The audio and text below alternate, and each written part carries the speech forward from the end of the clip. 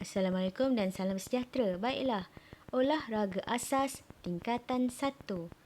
Seperti yang kita tahu, olahraga asas melibatkan acara balapan dan juga acara padang. Acara balapan ialah acara larian dan juga acara lumba jalan kaki yang melibatkan peserta melakukan acara-acara tersebut di atas trek. Untuk acara padang melibatkan acara lompatan, lemparan, merejam dan juga baling tukul besi. Baiklah, fokus pada kali ini ialah lontar peluru. Lontar peluru kategori padang. Acara ini memerlukan peserta melontar peluru besi yang berbentuk bulat sejauh mungkin dalam kawasan lontaran. Lontaran dimulakan dengan peluru dipegang dengan 5 atau 3 jari. Jangan pegang dekat tapak tangan, pegang dengan jari. Pemenang akan ditentukan berdasarkan jarak lontaran paling jauh. Jadi peserta tu akan berdiri dalam bulatan ini. Ini ada penanda warna putih ni. Jadi peserta akan melakukan lontaran paling jauh. Siapa paling jauh dia menang.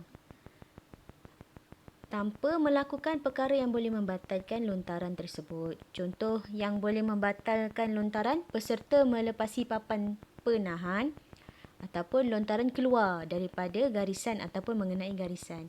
Jadi ini adalah contoh peluru yang digunakan dalam lontar peluru dan ini adalah kawasan lontaran. Contohnya. Baiklah, seterusnya.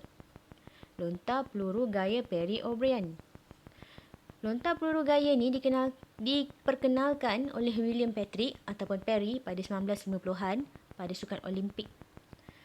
Gaya dia adalah gaya gelongsoran di mana gaya ini akan menghasilkan daya eksplosif pada kedudukan kuasa ataupun power position sebelum melontar peluru ke kawasan lontaran. Gaya tu kita panggil power position dia. Power position ni apa? Posisi tubuh yang dapat menghasilkan kuasa ketika membuat lontaran peluru. Latihan ansur maju gelongsoran dalam lontar peluru.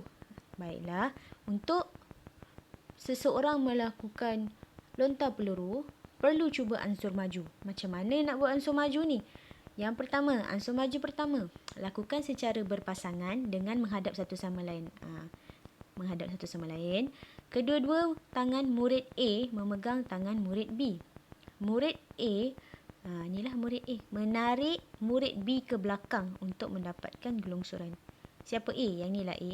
Okay, A ni akan tarik tangan B untuk dapatkan gaya gelongsoran. Itu ansur maju 1. Ansur maju 2. Lakukan secara berpasangan dengan siapa A, siapa B ni. Tukarlah. Salah, ni A, ni B. Sebab ni dia tarik. Yang A ni nak dapatkan gaya gelongsoran.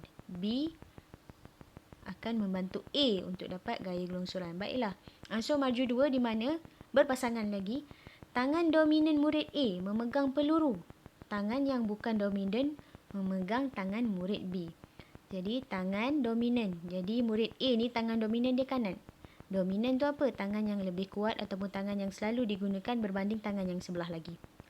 Jadi murid A tangan dominan pegang peluru, tangan lagi sebelah akan pegang murid B. Murid A menarik murid B ke belakang untuk mendapatkan gaya gelongsoran. Tarik sahaja, jangan lontar peluru tu lagi. Bahaya. Ini hanya untuk ansur maju. Bagaimana ingin mendapatkan gelongsoran. Seterusnya ansur maju 3 di mana lakukan gelongsoran sepanjang garisan, berhenti pada kedudukan power position dan ulang perlakuan beberapa kali. Bila dah buat ansur maju 1, 2 dan 3, kita teruskan ke fasa lontaran. Ada berapa fasa? Ada fasa persediaan, fasa gelongsoran, fasa lontaran, fasa pemulihan. Baiklah, mari kita lihat fasa persediaan. Murid membelakangkan kawasan balingan, siku kanan difleksi dan diangkat 90 darjah daripada badan, bongkokkan badan, tangan kanan memegang peluru. Menyentuh leher di bawah telinga. Peluru tu akan menyentuh leher, letak di bawah telinga, bukan tutup telinga. Ya, bukan separas dengan telinga, dia di bawah telinga. Rendahkan dan seimbangkan badan menggunakan kaki kanan. Pusat graviti tertumpu pada kaki kanan. Baiklah.